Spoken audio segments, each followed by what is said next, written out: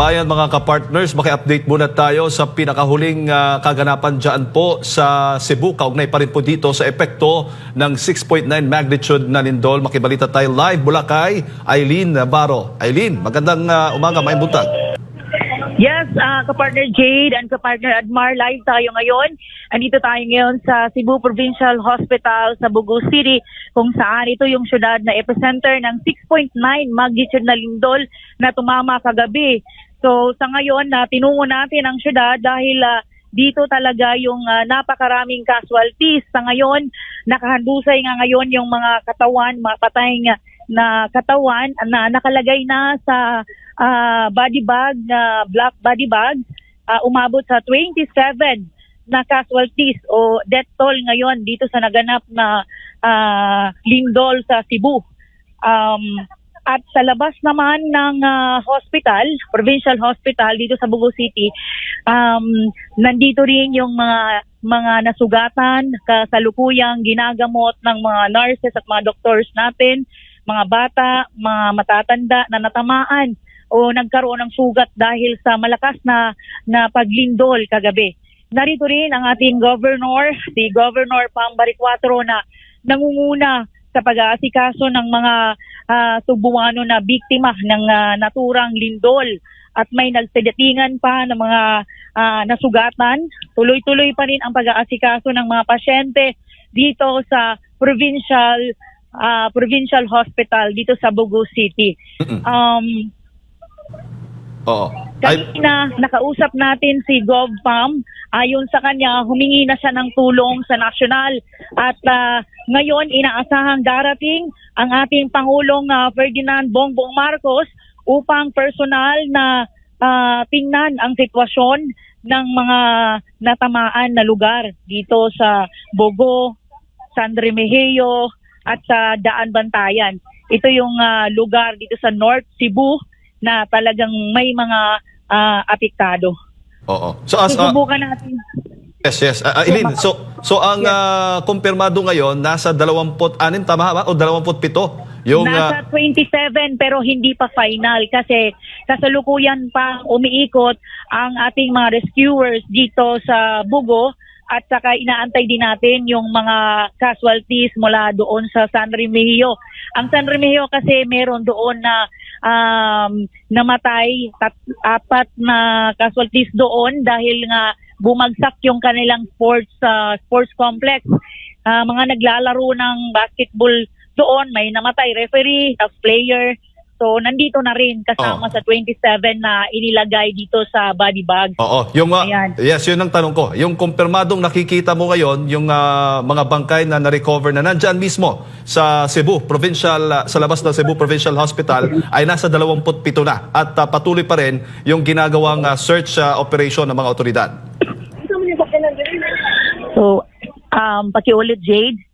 Oo. Ang tanong ko, kumpirmadong nakikita mo dyan ngayon, 27 bangkay na ang na-recover dyan mismo sa Cebu Provincial Hospital. At at tuloy-tuloy pa rin. Possible pa itong madadagdagan dahil tuloy-tuloy pa yung ginagawang search operation. Tama ba? Yes. Posibleng madagdagan pa ito dahil tuloy-tuloy pa yung rescue operations sa buong Bugo at saka sa iba't mga lugar na talagang naapektuhan at tumama talaga itong malakas na lindol. Ayan. Eileen, nandyan pa ba si Governor Bariccuatro? Actually, nandito si Governor. Kaharap ko nila at may inaasikaso talaga. Medyo marami pa siyang kino-coordinate na tulong dahil nga hinahanda nila yung pagdating ni President Bongbong Marcos na personal na talagang gustong pumunta dito at masaksihan yung sitwasyon ng mga Cebuanon dito sa Bugo City. At yung hospital ba mismo, may mga pinsala ding na nakita, Eileen? Sa ngayon, ano bang sitwasyon? Nang inikot po itong provincial hospital ng Bugo City, nagkaroon talaga ng crack sa kanyang pader at sa kanyang mga tiles. Talagang magpapatunay na sobrang lakas ng 6.9 magnitude na lindol, Jade. Hindi talaga basta-basta. Kahit mismo ako, nakaranas ako nung nagkaroon ng lindol, nandun ako sa isang hotel dahil mayroong event doon at biglang yumanig at talagang na grabe talaga yung mararamdaman mo sa aktual na lindol. At awa naman ng Diyos ay wala namang casualty sa amin doon. So dito sa Bugo, makakausap natin si Dr. Elise Nicole Catalan para magbigay ng update kasi siya yung nangunguna dito sa pagtingin ng mga pasyente. Sige. Doc Nikki, live tayo ngayon sa SMNI with Jade and Admar. Makikibalita lang sila sa iyo kung kumusta na po yung mga pasyente natin dito sa Provincial Hospital. Okay, good morning. Yes, Hello, good morning. Good morning po. Good morning, Doc. Yes, sir. Yes, sir. Yes, Doc, gaano ba karaming pasyente meron po tayo sa Cebu Provincial Hospital?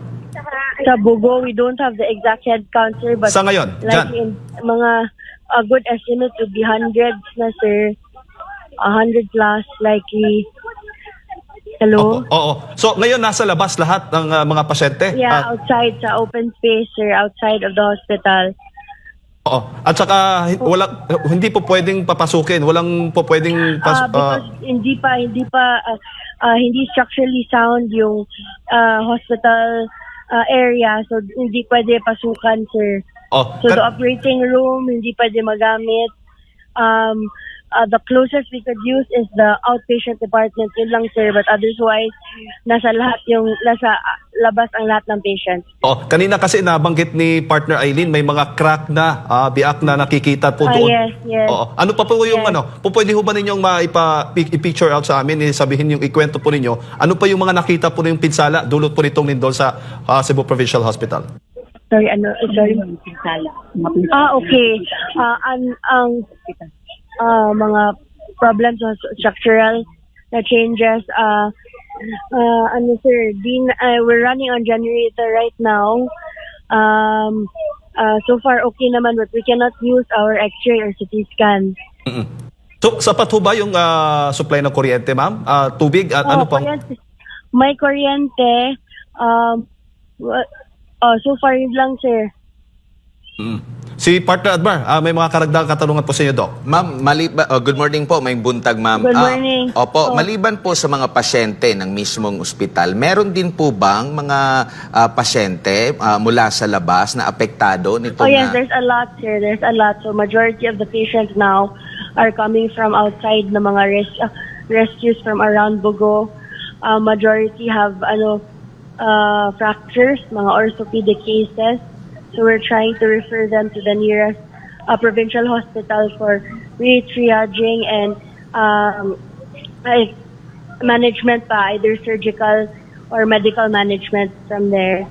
Opo, clarify ko lang, ma'am. Yung nasa loob po ng ospital, kumbaga wala ng tao doon sa loob mismo ng ospital? Wala na. Opo. So, ano naman po ang instruction mula sa DOH or meron bang galing pa sa ibang mga provincial hospitals or public hospitals na pupunta po dyan tutulong? DOH through Vicente Soto has already sent a team as early as 2:30 a.m.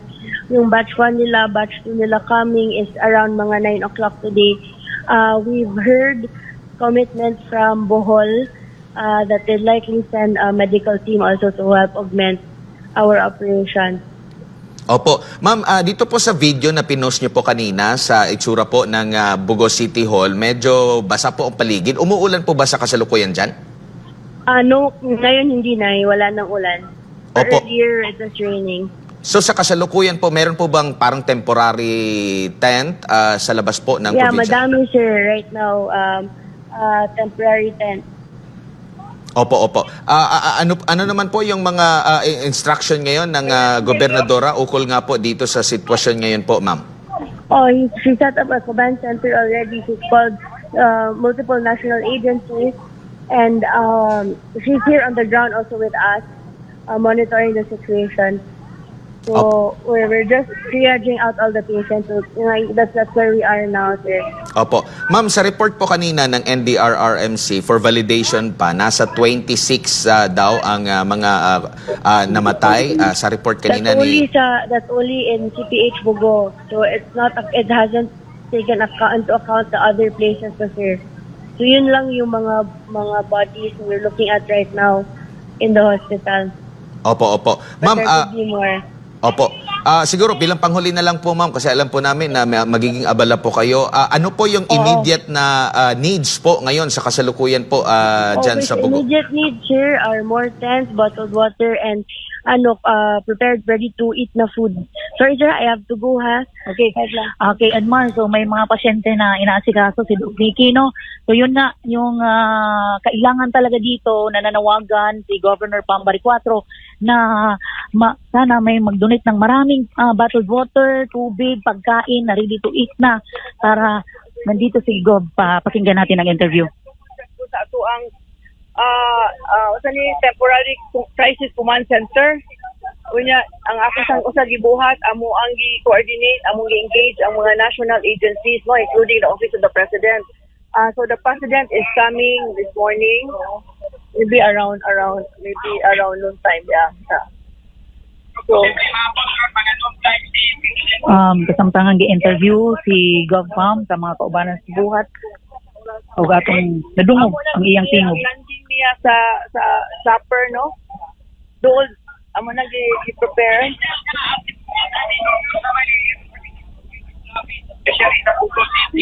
Di pagyud ta ka estimate ko isay total damage, but ang casualties is rising, no? So pag abot na ko diri ganinang kadlaw 19 at 27 karon 30 plus na ni. So what we're doing now is we're transporting kanang patients to Danao and to Soto Hospital. Daghang gahuwat dito. Ang Songwa Hospital is open. So ang ato lang problema karon ang inahanglan ta og ambulance og transportation to transport the patients here diri sa Bugo Provincial Hospital down to the city. Kaya ang ato mga city hospitals abliman. Ang ato lang kinahanglan diri karon mga transportation, no? Kung say na ay available diha nga mga vans o kanang ambulance, gikan Consolacion, Compostela, palihog o padaan ninyo diri sa Bugo. Kaya atong i-transport ang atong mga ortho patients, daghang kay mga kanang nangabalik bitaw, sinanglan na naguwat na ang Danao kang Soto. So manawagan ta kung kinsay. Yes. Oo, nanawagan na ta, nag-coordinate na ta mo na ang Songwa, ready na sila, mudawat sa atong mga pasyente, no questions asked. Ang ato alang nanginahanglan lang ta diri og kanang mga ambulance to para pada sa mga pasyente padung sa syudad. So nag-coordinate ang karon. So kapartner Admar, nadungog nato ang tingog mismo ni Governor Pambari 4 Eileen. sa iyang mga kinahanglan. Yes. Oo, baka pwede nating makapanayam si Governor. After sa brigada. Okay. Gov, Thank you. Ayan po, standby. kasalukuyan pong nandito si nasa Gov. Cebu Gov, Provincial from Hospital si SMNI Jade and Governor. Admar, gusto kang makausap, Gov, ni Admar Gov, at ni Jade. Gov, Hi Jade Gov, and yes. Admar. Gov, maayong buntag. Maayong buntag. Yes po.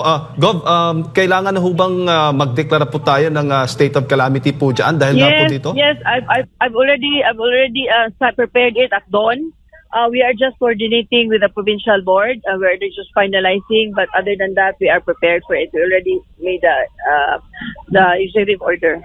Po, isang batay po sa karanasan po ninyo, ito pong nangyaring lindol dyan sa Cebu ay malala na ho ba? Ito po talagang pinakamalala para po sa inyo?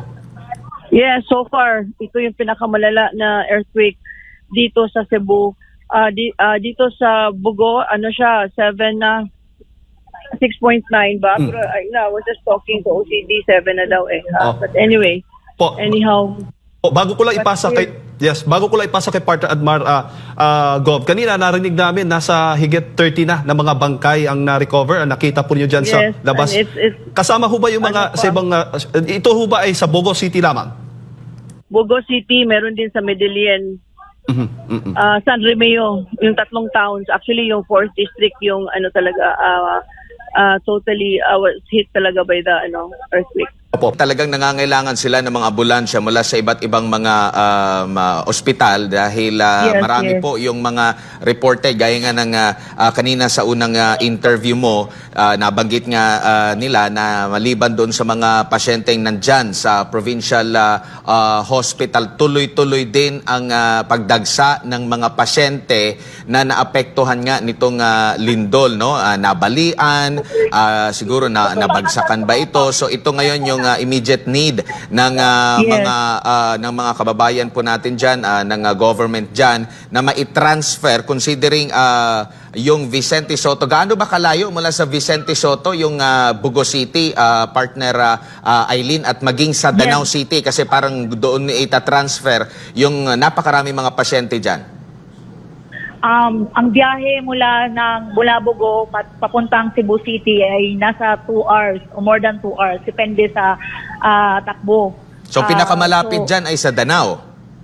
Oo, yung Danao siguro mahigit 1 oras, 1 oras at kalahati, parang ganon. So, yun, kailangan talaga ng ambulance dahil marami pang pasyente ang nandito sa labas ng provincial hospital. Pero inaasikaso naman sila with all the tents. May kompleto naman ang tents, kompleto naman ang mga oxygen, mga gamot.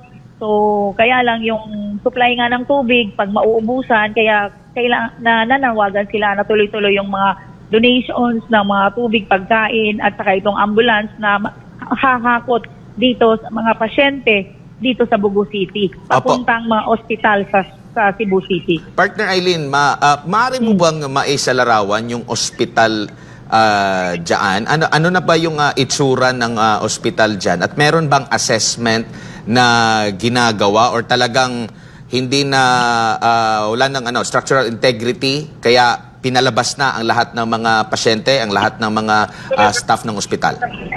Actually, Admar, bago lang itong hospital na ito. I think inagurahan ito siguro mga last year. So, merong mga cracks pero hindi naman gaano. Yung pader, makikita natin yung mga cracks sa pader, sa gilid-gilid ng mga tiles.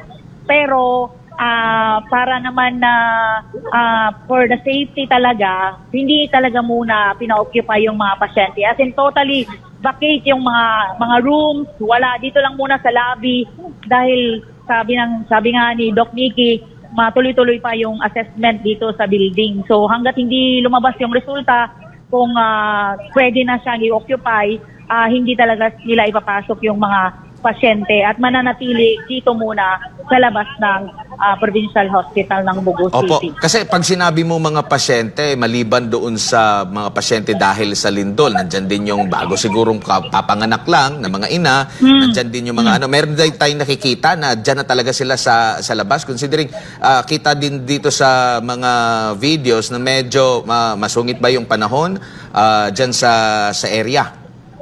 Yes, medyo mainit-init na yung panahon dito.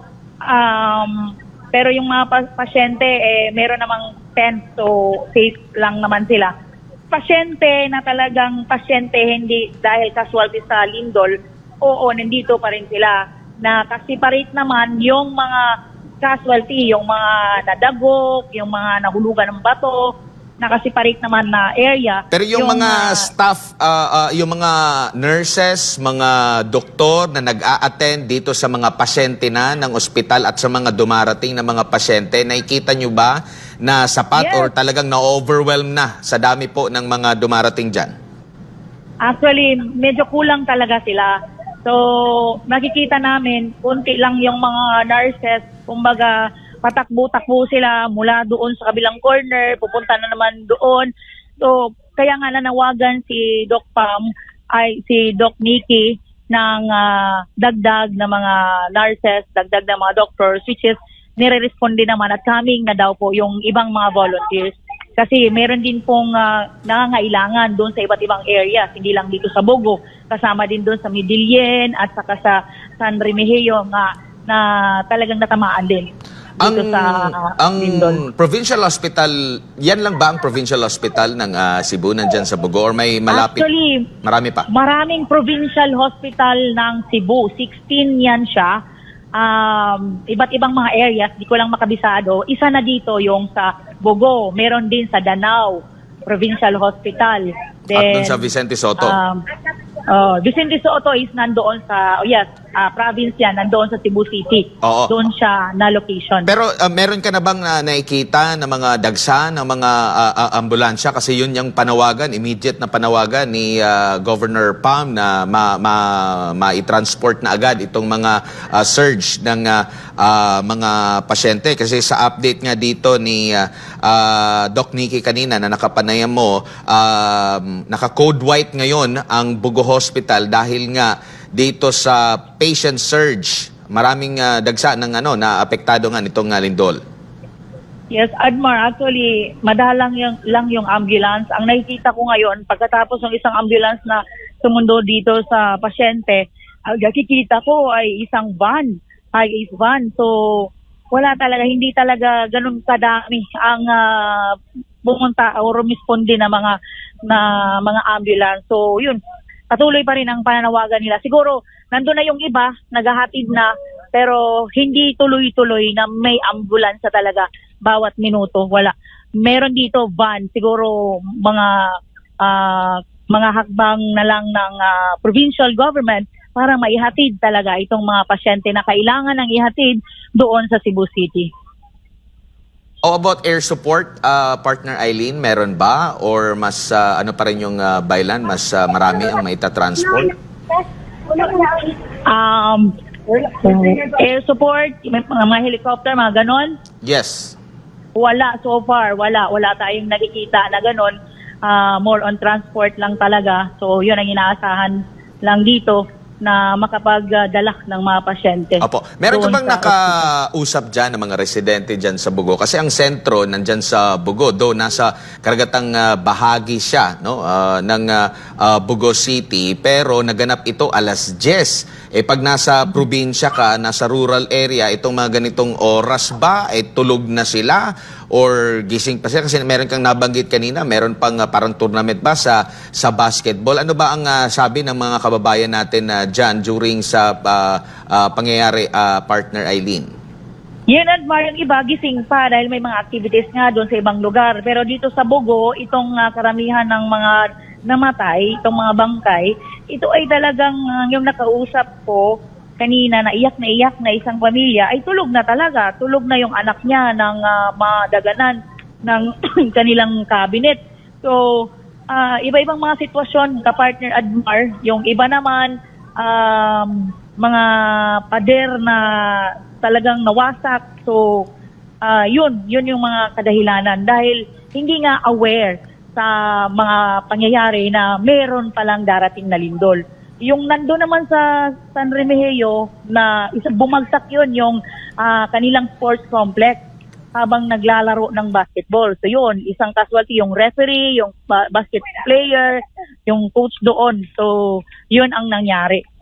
So Opo. talagang Diyan ba sa Bugo, partner Eileen, maaari mo bang maisalarawan? Marami bang mga gusali diyan? Gaano kataas, gaano karami yung palapag ng mga gusali, if ever? Meron mang mga matataas na mga gusali diyan sa area? Yes, dito sa Bugo City, merong mga 3-story, 4-story, tapos dikit-dikit din yung mga establishments. Meron na ditong mga well-known na mga food chains. Kasi syudad na ito eh. So, kaya nung yanigin talaga ito ng lindol, yung epicenter nandito. So, talagang yung Jollibee, kung nakikita nyo yung video na sinend ko dyan, talagang wasak yung mga glass ng Jollibee, lahat na, pati yung nasa loob. So, ganun siya kalakas. Yung ibang building naman, siguro nasa matibay na pagkakatayo, nagkaroon lang ng mga cracks yung iba dito. Pero yung matatagal na buildings dito, mga first to second floor, wasak din yung mga buildings nila, yung mga semento, may mga ganon na sitwasyon dito. Partner Jade? Oo, at kanina nga nabanggit mo yung ilang fast food restaurant na nadaanan nyo, Eileen. Sabi at ang hinahanap ngayon, yung kailangan ngayon, hinihiling ng Cebu government, dagdag na transportasyon. Pero may ilang mga kalsada ang napinsala nitong lindol, Eileen. Ito ba yung pinapakita natin ngayon sa larawan? Mga pictures, National Road ba ito? Madadaanan ba hanggang ngayon o mahirap daanan? Ano bang sitwasyon dyan? Papuntang Bugo o papuntang Cebu? Yung daanan ng mga sasakyan. Actually, mahirap madaanan yan kaninang madaling araw pero nagkaroon na ng clearing yung ating mga rescuers. Kaya kami mismo, mga media, ay nakadaan na dyan sa pinakitang larawan na yan. Nagkaroon ng mga cracks, nagkaroon ng, nakikita natin dyan sa larawan. At saka yung mga bato na mula sa bundok, yung mga ganon. So, na-clearing na yan. Ngayong umaga, nung pagpunta namin, mga 5 a.m. to 6, mga 6:30 siguro, nakarating kami dito, wala na, Oo. cleared na yung area. Kasi Oo. si Governor Pam din, tumakbo rin agad dito eh. So kasi madali na siyang Oo. nakadaan. Para hindi maging hadlang din, no, doon sa mga para sa transportasyon ng mga pasyente mula diyan sa Bogo papunta doon sa pinakamalapit na provincial hospital. O, sabi mo nga doon sa Cebu na tinatayang nasa 2 o 3 oras ba yung biyahe. Tagal ng biyahe. 2 oras. Oo. 2 oras o mahigit. Ayan. So far, Eileen, ano na bang mga nangyayari ngayon sa batay sa mga naoobserbahan mo? May mga tulad nga ng sinasabi ni Governor kanina, inaasahan ng darating by noontime, tanghali ang Presidente, Pangulong Bongbong Marcos Jr. para personal na inspeksyonin nga itong Bogo City. Yes, inaasahan nga yung pagdating ng ating Pangulo, kaya patuloy pa rin yung mga paghahanda nila dito. Inaasikaso pa rin yung mga pasyente, may mga police din dito, mayroong mga taga-Department of Health, iba't ibang mga ahensya. Nakikita ko dito talagang tulong-tulong ang mga otoridad dito sa naganap na lindol o dito sa mga casualties natin dito sa Bogo City. Oo. At ito, ang nababanggit lang natin, Bogo City, at hindi pa natin alam kung ano pa yung epekto doon sa iba pang mga lugar dyan sa probinsya ng Cebu. Eileen? Yes, maya-maya magbibigay ako ng update sa mga kaganapan doon sa iba't ibang mga lugar. Nandun naman din kasama natin si Charmaine sa Cebu City. Magbibigay rin kami ng update para malaman ng ating mga kababayan ang sitwasyon ng ating mga kababayan dito sa Cebu. So Ayan. Jade, yan lang muna ang update mula dito sa Cebu Provincial Hospital ng Bogo City para sa Diyos at Pilipinas sa ating mahal Eileen Navarro, nag-uulat. Maraming salamat, Eileen Navarro, live mula dyan sa Cebu. Balikan lang. Si Governor Pambare 4 ay nag-post na sa kanyang social media at nananawagan na ng transportation para sa mga pasyente mula nga dyan po sa Bogo City papuntang Soto. Ibig sabihin ng shortcut na ito, Vicente Soto, which is nasa Cebu City pa po yan. Yes. So ang pinakamalapit, nabanggit nga kanina, is yung sa Danao City. Nasa pinaka-northern part kasi itong Bogo City at nasa kalagitnaan po ng Cebu Province ang Soto Hospital, which is sabi nga ng DOH ay talagang naka-alert na sila ngayon. No? And in fact, batay nga dito sa